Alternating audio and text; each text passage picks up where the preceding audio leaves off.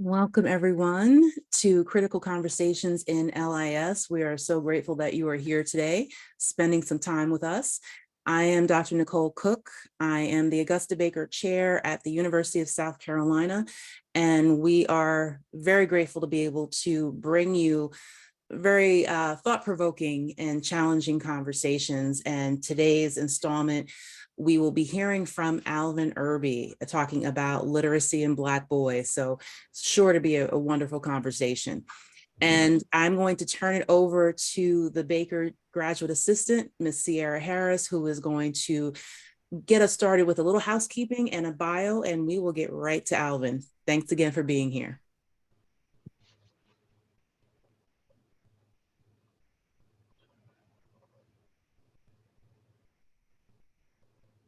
Sierra, you are muted. It's that moment where you think you're good to go. But hey, everyone, I'm so excited to be here. My name is Sierra. I'm a PhD student in library information science at the University of South Carolina, and I have the immense pleasure of working with Dr. Cook. I'm really excited about today's lecture, so let's quickly go over the Zoom housekeeping so we can get into the good stuff. Today's session will be recorded, and the recording will be sent to every registered guest at the conclusion of the session. We just ask that you mute yourself during the presentation, but utilize the chat to ask questions and engage throughout. There will be a time where you will be encouraged to unmute yourself and ask any questions. So let's get into our amazing speaker's bio. Our speaker for today is Alvin Irby. He is a former kindergarten teacher turned award-winning social entrepreneur, national speaker, comedian, and author. He is the founder and chief reading inspirer at Barbershop Books, a literacy program that creates child-friendly reading spaces in barbershops and provides early literacy training to barbers. His work connecting reading to male-centered spaces and involving men and boys' early reading experiences earned him the National Book Foundation's 2017 Innovations in Reading Prize. As a cultural competency specialist, Irby trains educators and administrators to translate learning objectives for children or adults into relevant and engaging communication and experiences. Irby's nationally recognized keynotes and workshops investigate his eclectic professional and personal life to better understand and address one of American education's greatest challenges, cultivating reading and citric motivation to read and learn. So Irby's debut children's book, Gross Grade, combines his passion for early literacy and comedy. It is a laugh out loud story that captures the hilariously gross behavior of kids everywhere. As a stand-up comedian, Irby's clever social commentary and astute observation shine through in his 2018 comedy album, Really Dense. One of the highlights of Irby's comedy career was being selected as a 2015 NBC national finalist and performing at the legendary Hollywood Improv in Los Angeles, California. Irby holds a master's degree of Science in General Childhood Education from Bank Street Graduate School of Education and a Master's of Public Administration from the Robert F. Wagner School of Public Service in New York at New York University and a Bachelor's of Art in Sociology from Grinnell College. Let's all welcome Alvin Irby. Hello, thank you so much for having me. I'm really excited to be speaking with other people who are I think as passionate as I am about helping the babies read. And the topic for today is cultivating the reading identity of Black boys. So I am going to share my screen and we are going to. All right. Just give me a thumbs up, someone, if you see the presentation on your screen. If you can see it, do y'all see it? Can I get a thumbs up? All right, beautiful, beautiful. Okay, so today we are talking about cultivating the reading identity of Black boys. This is a topic that, as I go through this presentation, I think you'll probably understand, why it is important to me. But I'd like to start with just a very quick story. I taught first grade in the Bronx in New York City. And my very first year teaching in the Bronx, I had a student who just flat out told me, I can't read and I'm never going to learn to read. And I, of course, was like, that's not going to fly here, because I'm going to be doing absolutely everything that I can to not only to help you to be able to read, but to also inspire you to read. And so I did end up teaching that student how to read by the end of that year. But, that kind of encounter of this young Black boy just telling me I can't read and I'm never going to learn how to read, that has stuck with me. And part of his transformation into the world of literacy really had to do with him making the transition to identifying as a reader. And so I'm really excited to share with you today some strategies. As I go through this presentation, if there's anything at all that resonates with you, please feel free to tag me on social media. I cannot stop my presentation and comment right this second, but I definitely would love to be able to interact with you and engage with your thoughts and hear what kind of, really resonates with you. And so please just feel free to connect with me on social media or elsewhere, later in the presentation. So I want to start with a little bit of a background about myself. I think that, anytime anyone talks about, any topic, we all kind of bring our own kind of cultural experiences that kind of inform the way that we see the world. And so I want to give you kind of a little bit of a glimpse into my background and my personal and professional journey to doing the work that I do in inspiring Black boys to read. So it all starts in Little Rock, Arkansas, where I was born and raised. And this is a picture of my high school.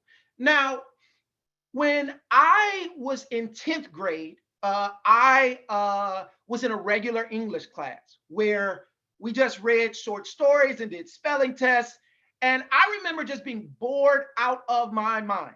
And so I went to my counselor and asked if I could be switched into any other type of English class. And one of the things that happened is that I switched into an advanced English class, and all of a sudden we had to, read novels, and we had to write, book reports, things that we did not have to do in the regular English class. And seeing this, just drastic difference in expectations really piqued my curiosity about, reading and kind of the role that reading plays or doesn't play in supporting my own, success in school, but also that of my peers. And what ended up happening is that the next year, my junior year, I ended up doing a science fair project where I surveyed over 200 of my classmates to find out what their reading habits were. And I discovered that pretty much very few of my classmates were actually reading a lot for fun, if it, outside of school, and especially things that weren't required for class. And so I decided I was going to create a reading incentive program for my high school. I reached out to Barnes and Noble, and they gave me this little grant. And it really, for me, started me down a path of being a literacy advocate. I certainly didn't necessarily think of myself as that at that particular time, but it definitely started me down the path that I'm on today. So I went to college, and then after college, I decided I wanted to become a teacher. I made my way to New York City, and I studied at the Bank Street College of Education. I also taught in the Bank Street School for Children, and it was a really just rewarding and powerful experience to kind of learn what, fourth grade and what early childhood looked like in an independent school. From there, I taught first grade in the Bronx at a traditional public school. And I got a chance to kind of test out and try kind of some of the things and the concepts and theories and stuff that I kind of learned about and applied in an independent school, I got a chance to kind of apply that to a traditional public school. From there, I made my way to KIPP Infinity Elementary School, which is a charter school, which is a part of the, a charter school network that's national. And so by this time in my professional journey, I was fortunate enough to have the opportunity to have taught in an independent school, in a traditional public school, and in a charter school. And so these three classroom experiences really have shaped so much of the way that I think about learning and teaching and reading. From there, I made my way to the Boys Club of New York. This is one of the oldest nonprofits in New York City, and they serve boys from ages 7 all the way up through ages 21, and only boys. And so at the Boys Club of New York, I was an education director where I oversaw after school programs and the summer programs.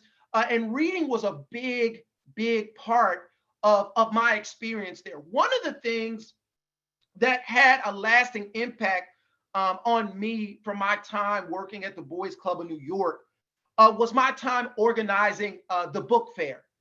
And so when I organized the book fair, one of the things that led to us being able to break all previous book fair records was I did a few things, and that included engaging intergenerational boys to encourage reading. And so I'm going to just very quickly tell you about some of the things that happened in this particular instance. So one of the first things that I did is when we had the book fair, I brought the colorful classroom rug that was in the classrooms down into the book fair. Also, in our library, we used sports themed bean bags. That was one of the first changes that were made to the actual library to really make the actual physical environment a bit more inviting. And I'm going to talk a little bit more about that later, but I brought those down into the book fair. I recruited middle and high school boys to volunteer in the book fair to help younger children and parents to be able to select books for children. So I had, older boys actually volunteering, kind of, working and helping the younger kids choose their books. And, some of them could speak Spanish a lot better than me. And so they were able to kind of engage some of the parents who spoke Spanish even better. And it really led to a really kind of culture and excitement around reading that I would say is critical to the idea of cultivating the reading identity of children. But during this book fair, one of the things that I saw is I would see boys really excited about books. And I mean really excited about books, which is something that often when, educators or librarians and other people sometimes think about, who's excited about books. Unfortunately, boys aren't always at the top of that list. But at the Boys Club, I was able to see this excitement.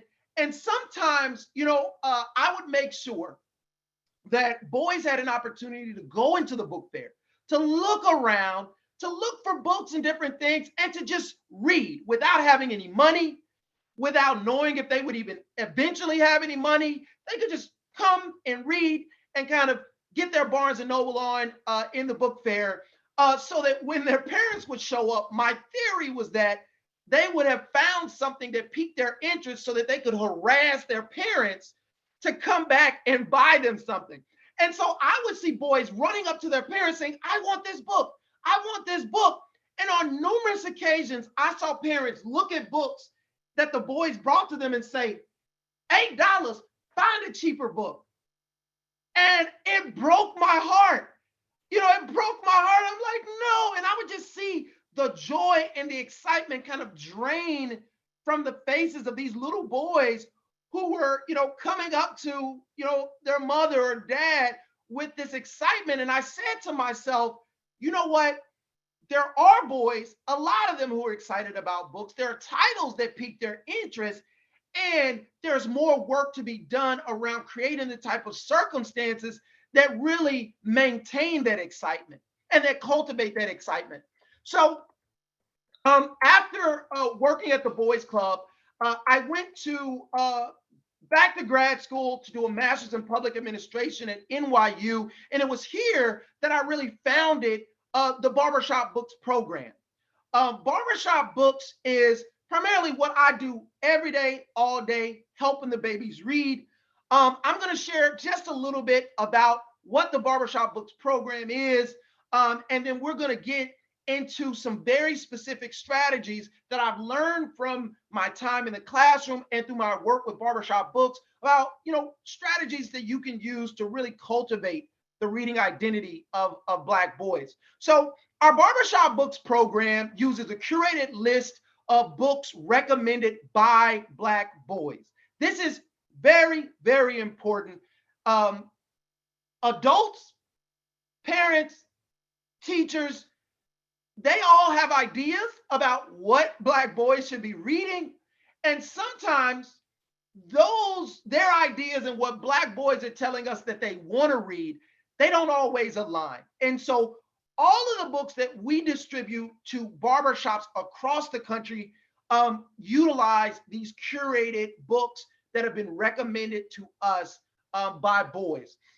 We also use a child-friendly and a kid-sized bookshelf that's colorful and attractive that allows boys to be able to see the covers. It's not your traditional bookshelf like what you kind of see behind me, where you kind of see the spines of a book. For a boy who maybe has had very limited reading experiences, or who may have kind of reading trauma or kind of negative attitudes toward reading, there's not a whole lot about the spine of a book that might get a young boy excited about reading. But when they have a chance to kind of see the cover, and barbers tell us this all the time, they'll say, "Oh, I love No David," and they'll run over and kind of grab books that they're familiar with or that really kind of get them excited. And so another thing that the Barbershop Books organization does to kind of support Black boys during, and this is something that developed during the pandemic, is that we launched an e-library, which is just a free online resource that features independently published ebooks by Black and Brown authors.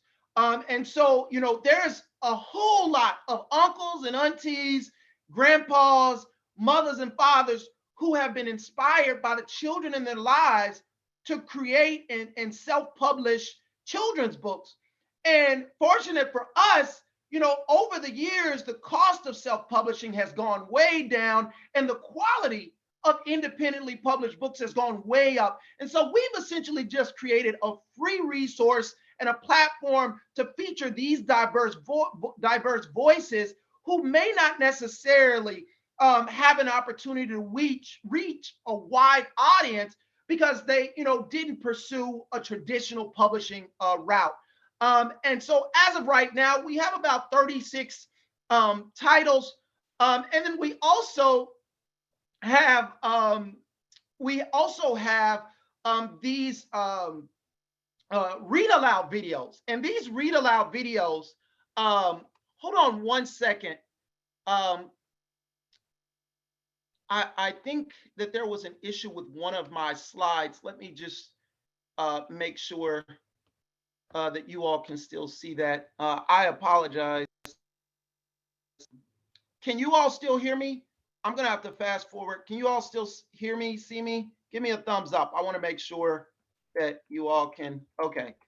Let me get back to my slide. I apologize, you all. I want to make sure that I got into that. Here we go.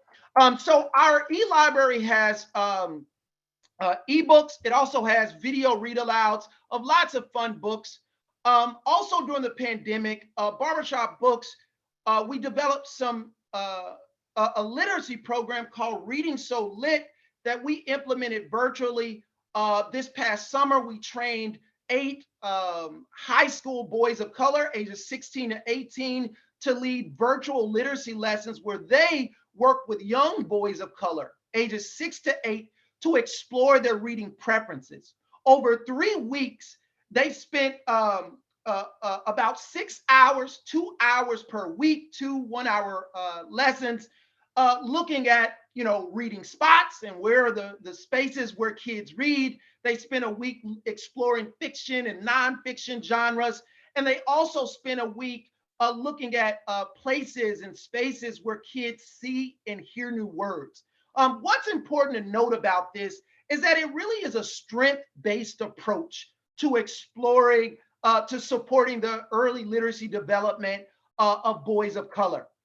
So now I would like to kind of just briefly share with you something that really informed kind of a lot of the strategies that we've employed in our work in Barbershop Books, trying to, get young boys to engage with books. And that is really our main focus.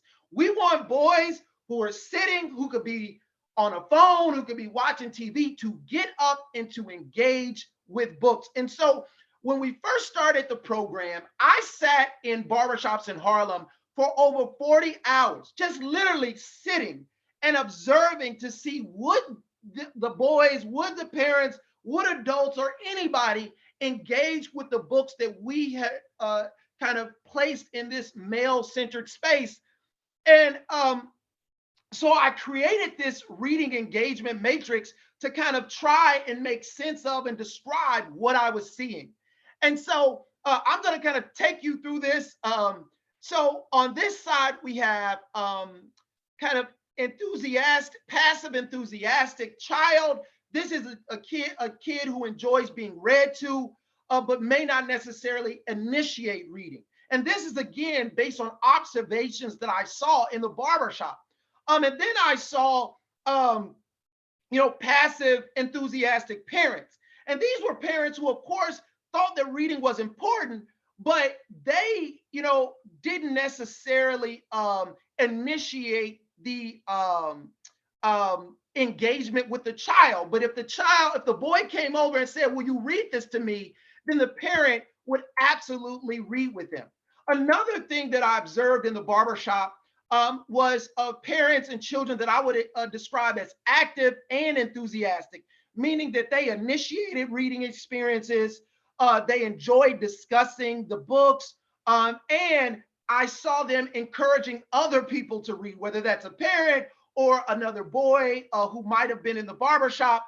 And the same thing is true of the parents who are active, enthusiastic, meaning that they initiated reading experiences and really kind of view reading as something that kind of they were responsible for. The next one is what I would call passive, reluctant parent. This is a parent who, may avoid reading to their child, who may not necessarily buy books or check out books from the library for their child. Passive reluctant would be a child who avoids reading and who may space out doing reading. And then the last one is active reluctant. And this is really the most rare kind of example, where an actual child, just flat out refuses to read. It certainly happens sometimes, and we did see that. And they avoid reading or even being read to. And this is something that, I really didn't see a lot, but I did see it, is discouraging others from reading. There have been instances where, I was in a barbershop and I said to a parent who I saw with maybe like a 3-year-old, "Oh, we have books over here that you can read." And I literally have had parents say, "Oh, he's only 3. He doesn't need any books. He doesn't know how to read yet." And so, of course, at Barbershop Books, we try and use that opportunity to communicate to parents that, a boy or child is never too young to be read to or to engage with books. But these observations around reading behavior in the barbershop really has kind of, influenced the development of, Barbershop Books approach to really cultivating the reading identity of Black boys. And so I'm going to very quickly kind of just review with you all 5 strategies that I believe will help Black boys identify as readers. 5 strategies that will really cultivate, right, the reading identity of Black boys. And what do I mean by reading identity? I really just mean, wanting Black boys to say 3 words. I'm a reader. What are strategies that will facilitate a young Black boy saying those 3 words? I'm a reader. So the first one is culturally responsive learning experiences. Now, there are Black boys who walk into classrooms, into learning environments or after school environments, out of school time experiences, where literally the way that they talk, the way that they eat, the way that they behave, their academic performance, they're essentially told they're wrong. The way you're talking is wrong, the way you're eating is wrong, the way you're behaving is wrong. All these things are wrong, right? And, so much of the reading interventions and reading experiences that many struggling readers experience are really based on deficits. It really is inherently deficit based. And what I mean is, in order to be able to teach systematic phonics instruction, the very first thing that you often need to do is to assess a child to find out what letters they do or don't know, what letter sounds they do or don't know, and so those things are absolutely critical for improving the reading skills of a child and of boys.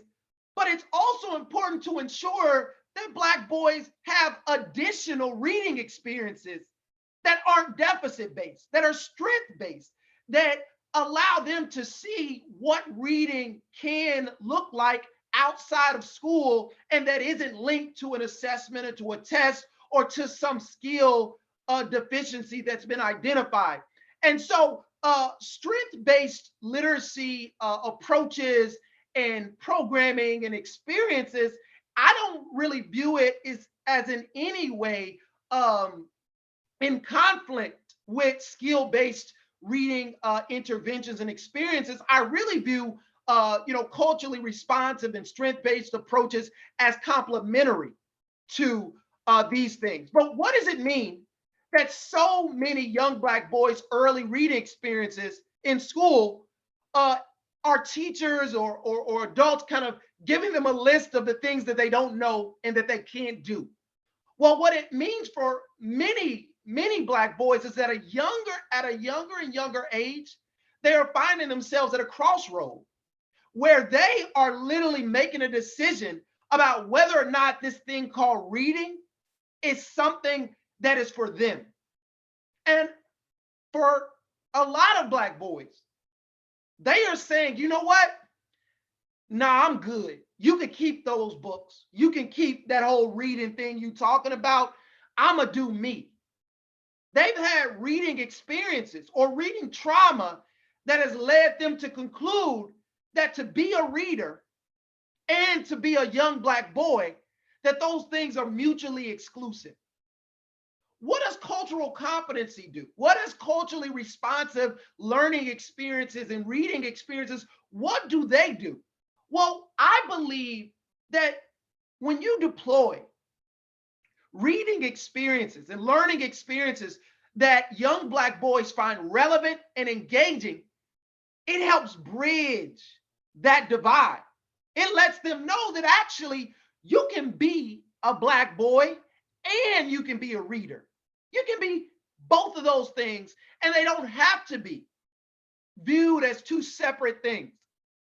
Now, I've encountered educators who have said to me, yeah, that's all good, that's good, but at the end of the day, little boys have a choice. They have a choice, and they need, they have to make a decision about whether they're going to learn. And I agree. Every little Black boy, just like every single one of us, each and every day, we make decisions. We have beliefs that we hold that influence what we do. I believe that the decisions that young Black boys make, whether or not they identify as a reader, whether or not they choose to read for fun, whether or not they choose to engage in reading outside of school, those things are also influenced by what Black boys believe is possible. And I like to describe this as what I call the realm of possibility. I also believe that what a young Black boy views as possible, the extent to which they identify as a reader or don't, is influenced by the experiences that they have. So if a young Black boy has never seen a Black male older than them reading, it's not a part of what their family does or what they see in their immediate community on a regular basis in terms of boys or Black boys reading. Why should we be surprised that so many Black boys do not identify as readers and do not read for fun? Part of the work that I believe is critical and what culturally responsive reading experiences does is that it increases the realm of possibility. It lets Black boys know that this thing called reading is actually something that's possible, not just for someone else, but it's something that's possible for me. And if a child believes that something is possible, I believe that that influences the beliefs that they hold and ultimately the actions that they take and the habits that are formed. I want to share a quick story to kind of demonstrate this. When I worked at the Boys Club of New York, every summer, the Boys Club had this fancy dinner in Central Park where they would invite, the board members and many of the boys to come and eat. And I remember sitting at a table, with middle school boys and I think a few high school boys, pretty much all Black and Latino boys from East Harlem. And they had this delicious kale salad. And I remember I was just tearing this salad up and I, took a break to breathe, and look around. And one of the boys, well, no, all of the boys, none of the boys were eating this kale salad. And so I asked one of them, why aren't y'all eating this kale salad? This is delicious. And I guess he was like the little kale salad representative of the table. He was like, nah, son, them look like leaves, son. And I was like, oh, it's kale salad. And none of the boys ate. They literally, none of them touched the kale salad the rest of the entire dinner. They just kind of waited for the rest of the food. But what this made me think about was that if I couldn't get boys to take a risk, to try to, eat something as benign as, or to try something as benign as eating kale salad, how was I going to get some of these boys to take even greater risks? And so as I think about the role of culturally responsive reading experiences, a big part of it has to be about creating safe environments for young Black boys to be able to take a risk, to be willing to attempt a book that maybe is a little bit harder than what they've ever read, but it's about a topic that they're interested in, and them receiving the encouragement and them, having had multiple opportunities to take risks. Now, why do I think risk taking is important? Well, there are children who at a very young age, through various life and cultural experiences, have learned that risk taking can be dangerous or problematic. And I'll give you an example. If you get in trouble, if when you were a kid, if you got in trouble for not eating all the food on your plate, the second you could choose what food you put on your plate, would you put something on your plate that you didn't think you were going to like if you were going to get in trouble for not eating it? Probably not. You probably would only want to put the food that you knew you were going to like because you don't want to get in trouble. And so a big part of this work of cultivating the reading identity of Black boys has to also include creating safe spaces for Black boys to explore new and different things without being penalized or without being, getting in trouble. The next kind of strategy that I would like to talk about is child friendliness. And the way that I, define this is it really just refers to the extent to which, materials, content, environments, and experience are informed by child development research and actual input from children. Now, I'm not talking about what we think the kids want or think, but really creating authentic ways for children to be able to contribute their ideas and their thinking. When I talk kindergarten, I could tell almost immediately what kids had learned that their ideas and thoughts didn't matter. When I would ask them a question, they would just look at me like a deer in, in the headlights. And, it took time for me to let them know, actually, no, I really do want to know what you think. It's important to me. And so what does this, practically look like? Well, I really view child friendliness as kind of being a kind of spectrum, right? On one end, you have developmentally inappropriate and adult-centered content and experiences. I would describe this as a hot mess. On the other end, we have developmentally appropriate and child-centered, and this is not a hot mess. Sometimes there are things that are kind of pitched or promoted as being, child friendly or child centered. But when you look deeper, it's actually not things that children would actually tell an adult that they would want to do or read or experience.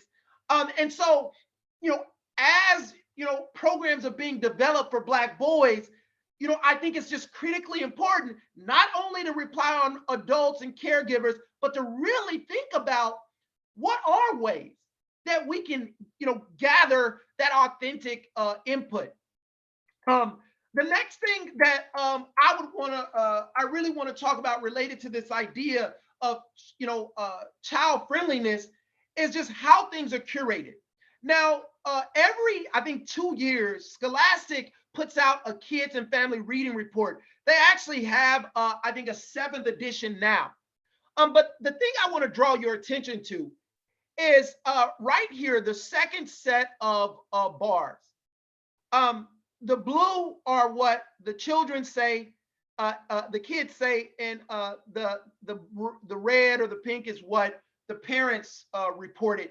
And they survey, I think, thousands of families to ask them questions about their reading, habits and their preferences and those types of things. And what you'll notice is that when children were asked, right, about what they look for when choosing books, the number one thing that kids say they look for is books that will make them laugh. I have a homework assignment for all of y'all. I have one assignment. I want you to Google book list for Black boys. And I just want you to look at any of the lists and count the number of laugh out loud books that you see on those lists, and see what you come up with.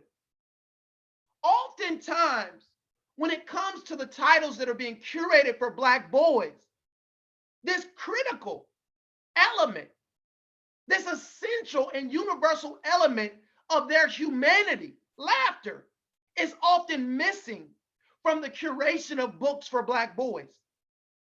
And so as we think about, what are some of the books that, boys have told us that they like, this is just a very small subset of some of the titles that we've come across.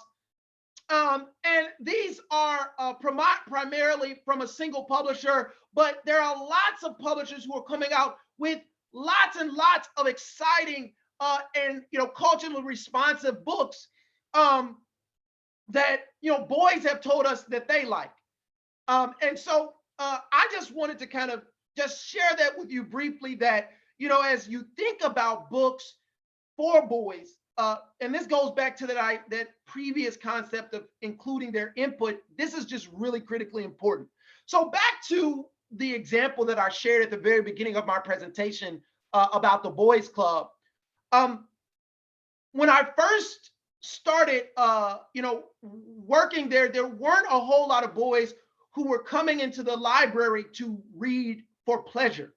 There were boys who would come in for tutoring or for other types of services, but it was rare that many boys would just come in and just sit and read without someone telling them.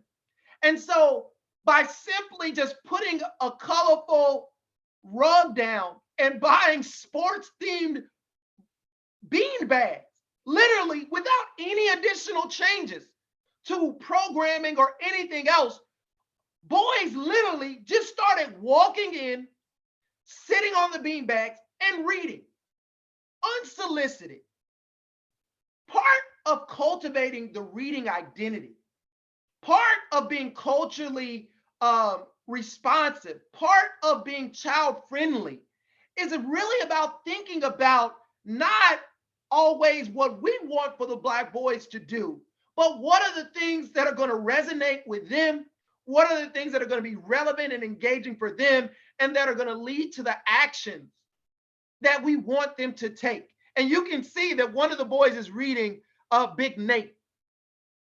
Again, this wasn't a book that we made him read. He simply just picked it up, and you can't see this, but we actually created a display that's out of the frame that features books that were recommended to us by the boys in the boys club. And so we featured those prominently.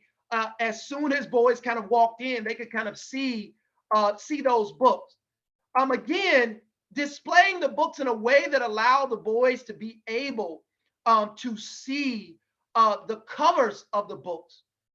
Critically important, because we're not just talking about the boys who like to read and who'll spend a lot of time looking at each spine and that type of thing, but really thinking about what is going to get boys who may not ordinarily want to read to want to get up and engage with books. And so this is just another example of how we've kind of incorporated this idea into our Barbershop Books program. The next strategy that I would like to kind of talk about is the idea of habit formation. In this book, Switch, by Dan and Chip Heath, they talk about habit formation as tweaks to an environment and the creation of small achievable goals that help smooth the path to behavior change and the development of new habits. By us simply putting a colorful rug and sports themed bean bags in the library, it literally helps smooth the path to increasing boys' motivation to read for fun. And so that's one example of what habit formation could look like. Another example that they share in the book that's interesting is that they wanted for college students to be able to, I think it was, donate canned goods or donate blood or something like that. And what they found is that if they actually provided the students with a map, that they were significantly more likely to actually take the actions that they wanted. And so, the main point of sharing this example is that, when we think about what it is that we want Black boys to do, whether that is check out more books, whether it's come through the doors of the library more often, to take advantage of some community-based program, what are the actions, right? What are the things that, could be done to really smooth the path to the behaviors that we want to see? The kind of, I think, next part that I really want to talk about is related to relevant reading role models. Relevant reading role models. Here's an example of, two parents reading with a young boy in a barbershop. And a lot of my examples are from the barbershop because they really are the most immediate examples that I have from our work in Barbershop Books. Here are two additional examples of fathers who are reading with their sons in participating barbershop. These are pictures that barbers sent to us and that they said, hey, here's what I saw in a barbershop. To illustrate this idea of how important, relevant reading role models. There are reading role models that may exist in a lot of places, but I think it's really important, that word of relevant reading role models. There's a study or an article that was published in the Journal of Personality and Social Psychology back in 2011. And what this study did is it looked at women and their implicit attitudes towards STEM. And when they asked women, can women be good at STEM? Can women do STEM well? The women said, of course they can. But when they measure their implicit attitudes, meaning they created some type of experiment to kind of figure out what attitudes kind of resided under the surface. And what they found was that many of the women did not associate women with STEM, science, technology, math. They didn't really associate women with those things. And many women had negative self-stereotypes about their own ability to do STEM. And so what they did in the study is they exposed women to other women who were successful in STEM careers. Why is this relevant to barbershop books? Well, what they found is that by providing these women with same-sex role models, it promoted positive implicit attitudes, greater self-efficacy. So they actually developed more positive self-concept about their own ability to do STEM as a result of having these repeated interactions with other women who were successful in STEM. They identified women more strongly with STEM. And so what does this have to do with Black boys and reading? Well, after reading this, was like, oh snap.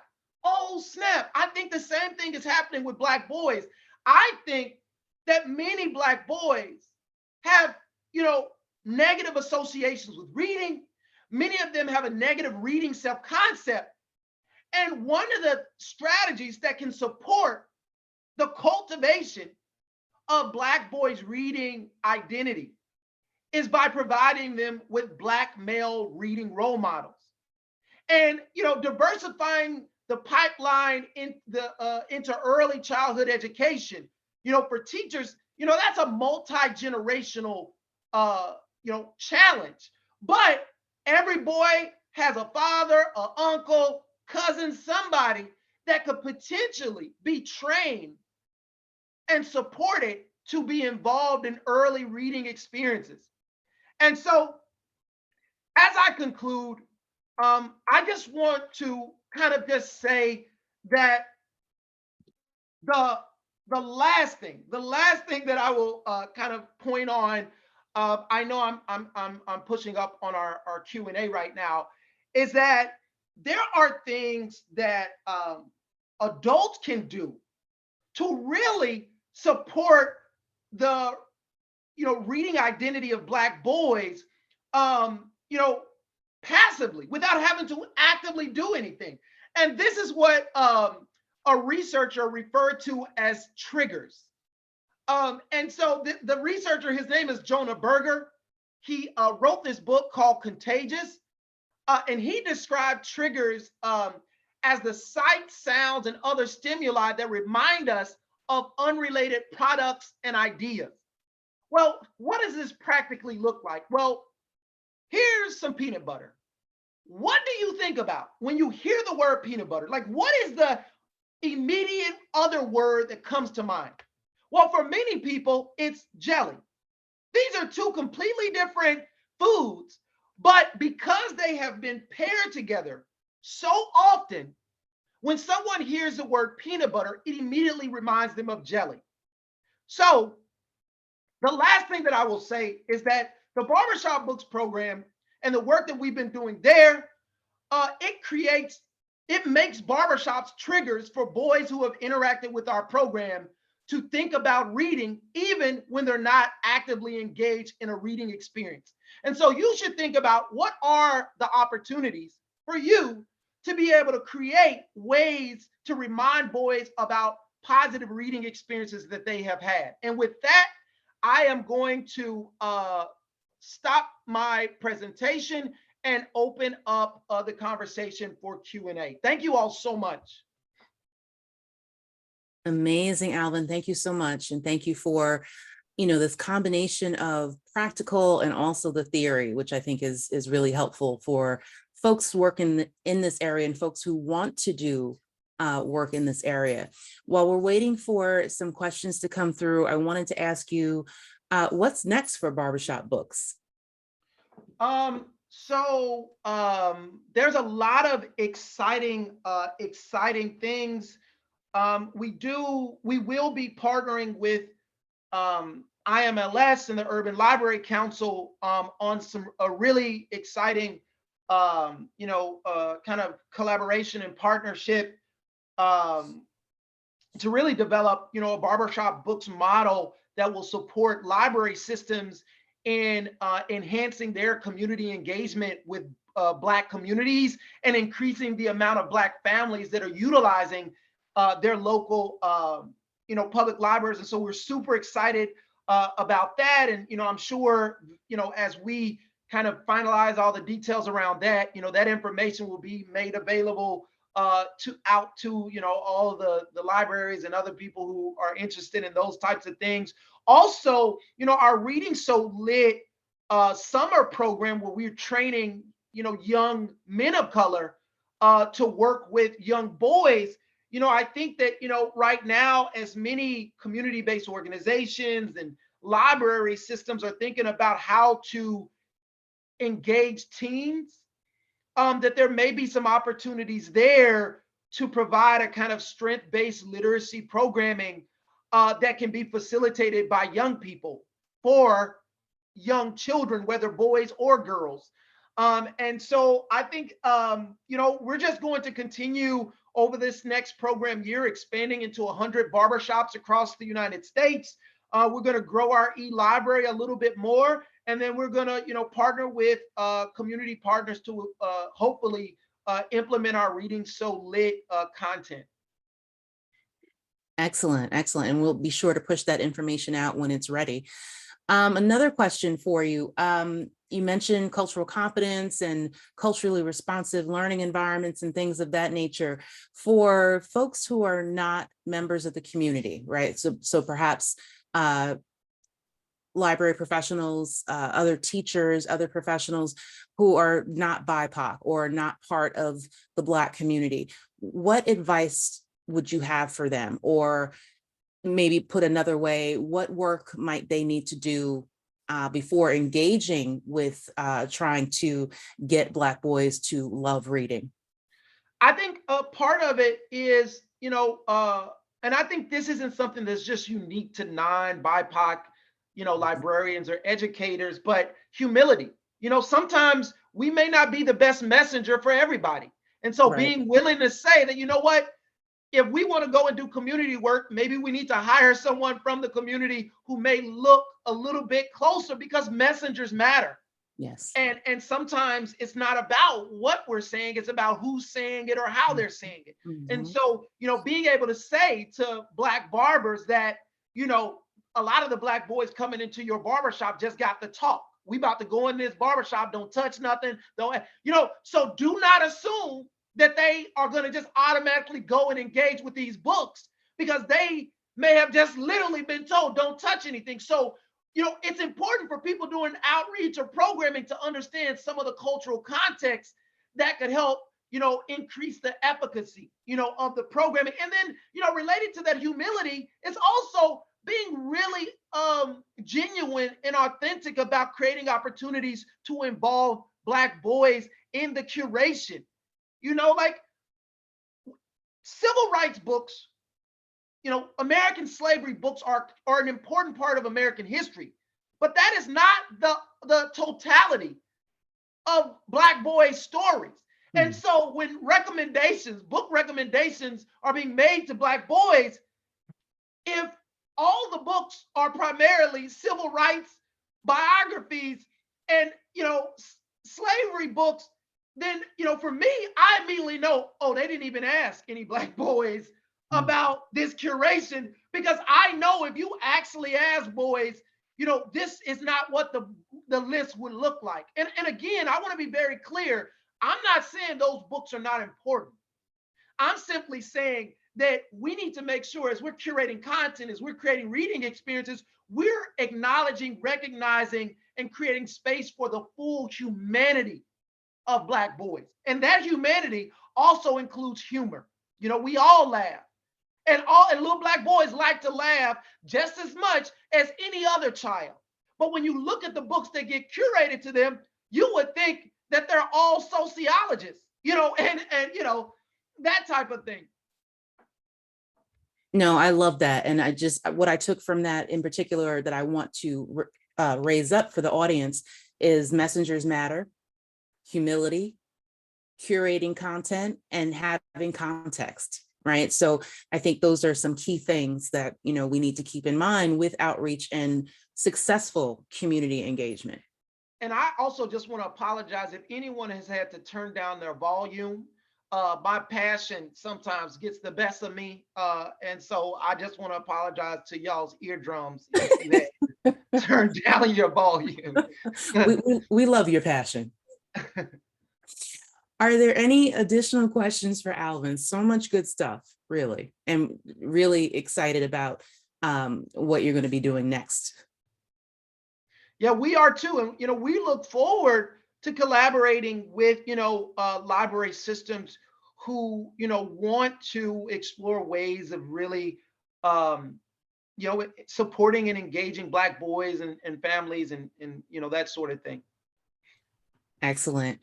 And that's an amazing note to end on. Thank you, Alvin, so much. This has just been so rich and so valuable, and we are very appreciative for your time and expertise. Thank you for having me. It was a pleasure. I look forward to meeting and speaking with many of you, as well as responding to any comments you may have shared. So thank you so much. Absolutely. Absolutely. And thank you all for spending some time with us this afternoon. Again, always so grateful that you choose to spend some time with us learning some new things. Please join us next week for our next critical conversation in LIS. We will be talking with Dr. Emily Knox and Dr. Shannon Altman, who will be talking to us a little bit about intellectual freedom and some of the other challenges that we are currently experiencing. So happy Thursday, happy weekend, and we hope to see you all next week. Thanks, Alvin. All right. Bye-bye.